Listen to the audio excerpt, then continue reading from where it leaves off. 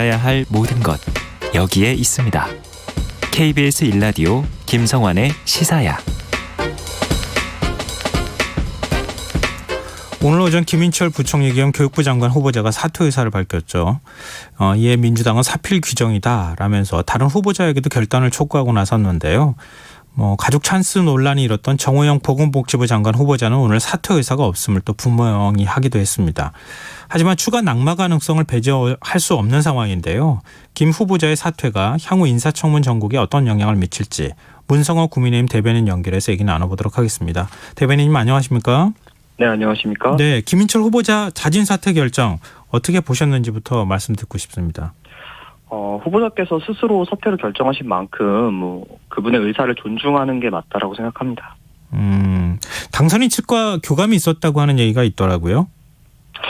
근데 그런 거는 이제 제가 확인할 수는 없는 부분이겠지만 네. 아무래도 후보자께서 스스로 사퇴를 결정하시기 전에 의사 전달 정도는 하시지 않으셨을까 생각합니다.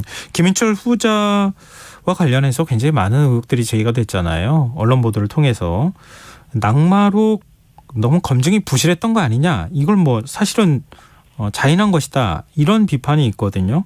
국민의힘은 이 부분에 대해서 어떤 입장입니까? 이제 청문회라는 것 자체가 국민을 위해 일할 인사를 검증하는 자리잖아요. 예. 그러니까 당연히 검증 과정에서 스스로의 부족함을 느껴서 사퇴하는 분이 나올 수도 있고 그것이 오히려 청문회의 순기능인데 이렇게 사퇴하신 분이 나왔으니까 너희 측에서 검증을 제대로 못한 거야. 너희가 부실했기 때문이야. 이런 식으로 책임을 이렇게 묻는 것은 오히려 청문회의 이런 취지를 좀 반하는 게 아닌가 싶어요. 실제로 이제 문재인 정부 5년 동안 국회 동의 없이 31회 임명 강행이 이제 됐지 않습니까? 네. 이런 분들이 자진 사퇴한 후보 한 분을 가지고 검증 부실을 운운하시는 거는 좀 온당치 않다고 생각합니다. 근데 이거는 안 여쭤볼 수가 없을 것 같은데요. 문재인 정부 인사 검증 부실 문제가 나올 때마다 청와대에서 언론이 검증하는 것도 검증이다. 이런 입장을 밝혔었잖아요. 그럴 때마다 국민의힘이 굉장히 거세게 비판했었거든요. 실제로 언론 보도에서 여러 가지 의혹들이 나오는데 네. 물론 이게 꼭 필요한 절차라고 저도 생각을 합니다. 네. 언론의 순기능이라고 생각하고 다만 이제 확인되지 않은 의혹들까지도 너무 많이 과도하게 보도되는 경우는 조금 좀 주의를 기울여야 하지 않나 싶습니다. 네. 사실은 김인철 후보자보다 정호영 후보자가 먼저 자진 사퇴하는 것 아니냐. 이런 얘기가 있었고요. 국민의힘 내부에서도 또 자진 사퇴가 맞는 것 아니냐. 이런 의견이 있지 않았습니까? 근데 이제 정호영 후보자께서 이번 청문회에서 본인의 의혹에 대해서 적극적으로 소명을 하고 계신 만큼 예. 우선은 지켜보자는 의견이 우세합니다. 정 후보자 오늘 인사청문회 지켜보셨죠? 네. 해명을 그동안에 제기된 의혹에 대해서 좀 성실하게 했다고 보십니까? 납득할 수준이라고 보십니까? 후보자께서 청문회 준비를 굉장히 많이 하셨더라고요. 모든 사안에 대해서 하나하나 말씀드리기는 시간이 좀 부족하지만 네. 주요 쟁점이었던 후보자 아들분의 편입학 관련 의혹도 실제 학사 성적과 영어 성적 종합 점수가 1위였던 것으로 밝혀졌고 예. 오히려 면접관이 이제 후보자의 동료 교수였어서 문제점으로 지적되었던 면접에 관한 점수는 17명 중에 12위로 비교적 낮은 점수를 받으셨거든요. 네. 그러니까 이게 모든 의혹을 완벽하게 해소했다라고 말씀드리기는 어렵지만 네. 후보자께서 제기된 의혹에 대해서 적극적으로 소명하면서 성실하게 청문회에 임하고 있으니 검증을 하는 측에서도 본연의 취지대로 검증할 것은 검증하고 인정한 부분은 인정하면서 진행해 주시면 되는 거라고 생각합니다. 그럼 당내 기류가 조금 바뀌었다고 봐도 되는 겁니까? 어쨌든 검증을 하는 곳이 청문회니까요. 이제 예. 지켜보자라는 것이 결국에는 우세한 의견이라고 생각합니다. 또 오늘 정호영 후보자가 조국 전 장관과 비교하는 이제 질문을 받았었잖아요. 민주당 의원들이 이제 질문을 했던 건데요. 조국 전 장관과 관련해서 딸 이제 조민 씨 문제도 질의하기도 했는데 대답을 하지는 않았어요. 여기는 어떤 의미가 담겨 있는 겁니까? 실제로 조국 전 사태와 정호영 후보자의 사례는 전혀 다른 사례죠. 이제 조국 정경심 부부의 사태 같은 경우, 사건 같은 경우에는 이미 재판 과정에서 위법행위가 모두 드러났고 실제로 이제 재판에서 유죄가 나오지 않았습니까? 네. 법을 위반해 가면서 자녀를 부정한 방법으로 지원한 것이 조국 전 장관의 사례이고 정호영 후보자에게 제기된 의혹들은 제도적으로는 합법적 절차였지만 그 과정에서 후보자와 연관된 기관이나 인사들이 있었기 때문에 네. 뭔가 이해 충돌이 발생하지 않았겠느냐 이런 도덕적인 문제 제기거든요. 그러니까 이러한 의혹을 국민들께서 제기하시고 우려의 시선을 보내는 것은 충분히 공감합니다만 범죄를 저지른 분하고 비교하는 거는 좀 너무 과한 얘기가 아닌가 싶습니다. 지금도 범죄를 저지른 분이다 이렇게 표현하셨는데 그거는 재판을 받고 난 다음에 범죄를 저질렀는지 아닌지가 판단이 되는 것이고 검찰이 입시 비리 의혹이 제기가 됐을 때 압수수색 들어간 거잖아요. 강제 수사에 들어갔기 때문에 거기에 대해서 어떤 부정이 있었는지 확인할 수 있었던 건데. 제가 조금 얘기를 달리해서 아까 조국 정경심 부부라고 제가 이걸 한꺼번에 묶어서 얘기하다 보니까 조금 오해가 있었던 것 같은데 정경심 부부께서 이제 정경심 씨께서 실제로 지금 유죄를 받으셨잖아요. 네네. 그건 뭐 결과론적인 거고요. 인사청문회 예. 국면에서 검찰이 압수수색 들어간 거는 만약에 지금 정호영 후보자와 관련해서도 압수수색 들어가서 지금 정 후보자는 부인하고 있지만 만약에 거기에 면접관이라든가 이런 사람한테 사전에 부탁을 했다거나 이런 행위가 드러나면 이것도 입시 부정 아닙니까? 그런데 굉장히 안타깝게도 이제 이런 부분에 대해서 검찰이 이제 수사를 하지 못하게 되어서 네. 뭐 이런 부분을 못하게 한 게 뭐 민주당 측이다 보니까 제가 이렇게 말씀을 하시니까 좀 당황스럽네요.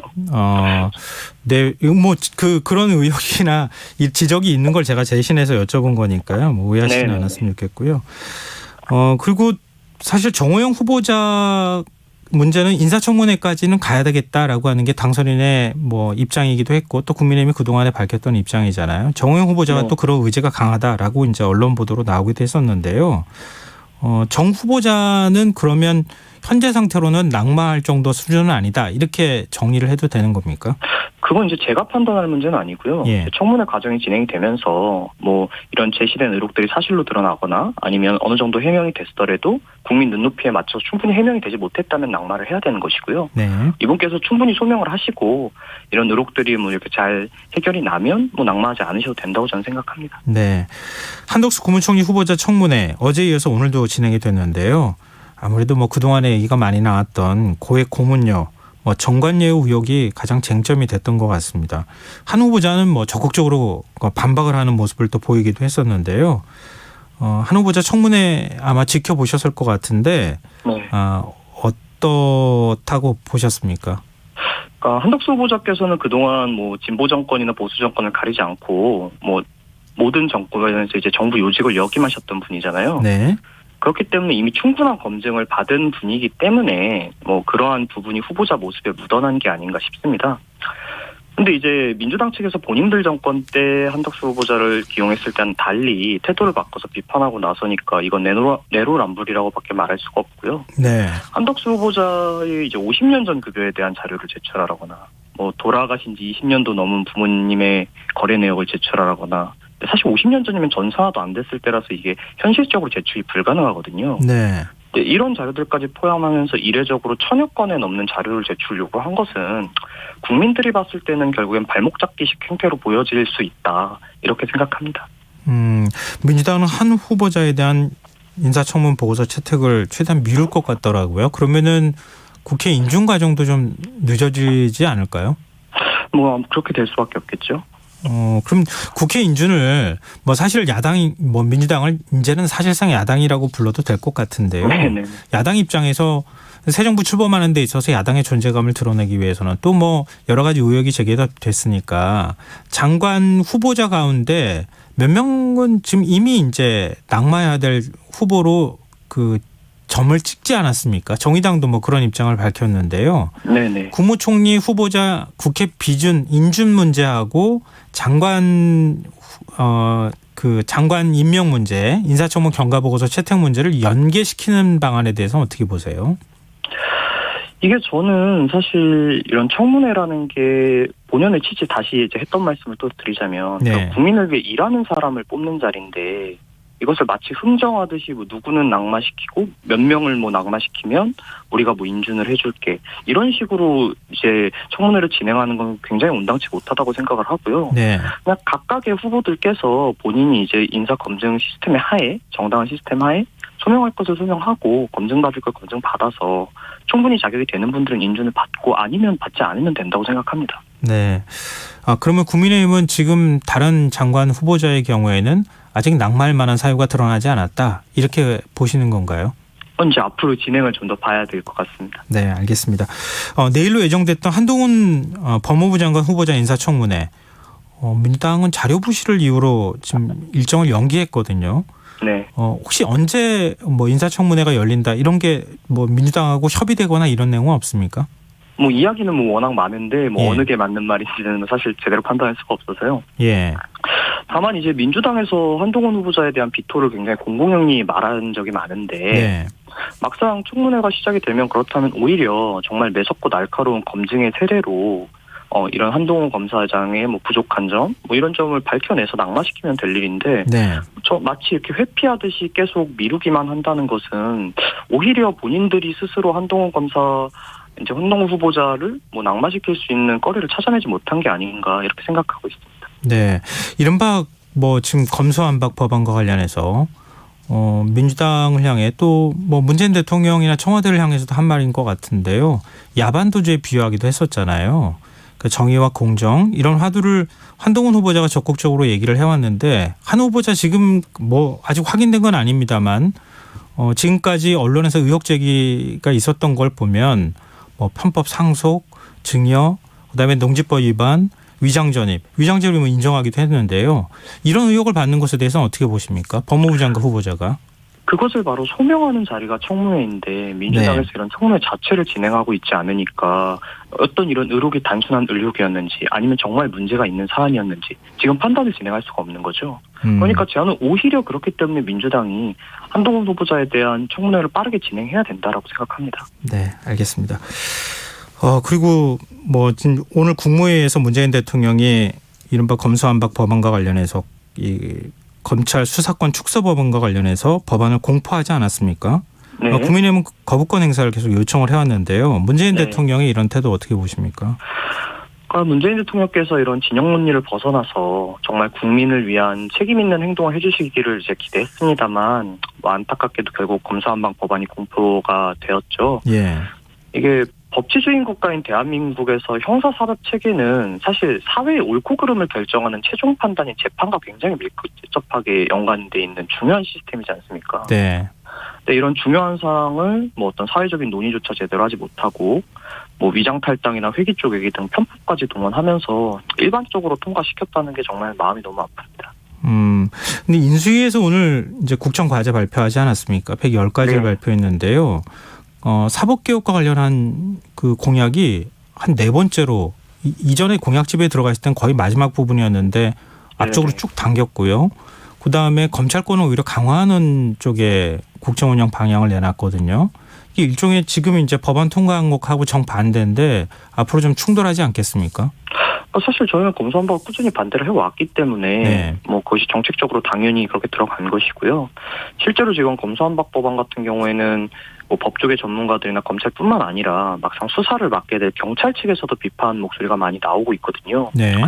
결국 이런 형사사법 체계라는 게 굉장히 많은 고민 끝에 개혁을 해야 되는 것인데 이렇게 정말 너무 빠르게 밀어붙이기 식으로 진행돼서 정말 수많은 부작용들이 지금 예상되고 있지 않습니까? 네. 이건 결국 국민들에게 피해가 전가되는 것인데 아무래도 그런 것을 최대한 막아보고 또 빨리 정상화를 시키고자라는 당선인의 의지가 아닌가 싶습니다. 네. 그러면 검찰 수사권 축소 법안과 관련해서 앞으로 국민의힘은 어떻게 대응하실 계획이십니까? 지방선거하고 연기하는 것 아니냐 뭐 이런 얘기도 나오던데요. 국민투표 얘기도 하고 그러지 않았습니까? 당선인 측에서. 그러니까 이게 뭐 워낙 중대한 사안이고 네. 이게 큰 피해가 예상이 되는 법안이기 때문에 저희 측에 저지하고자 뭐 할 수 있는 여러 가지 방법들을 검토하다가 나온 이야기인데 네.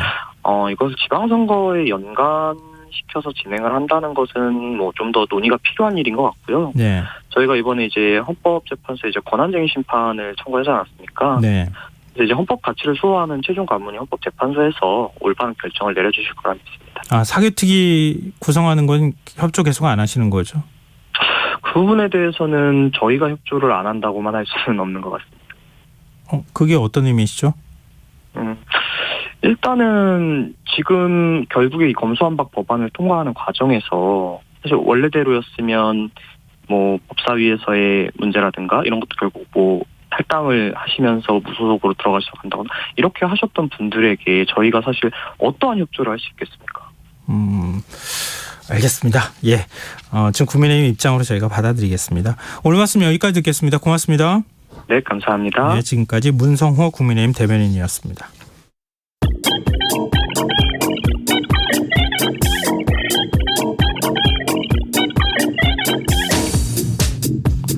빅데이터로 인터넷에서 화제가 되고 있는 이슈를 살펴보는 시간입니다.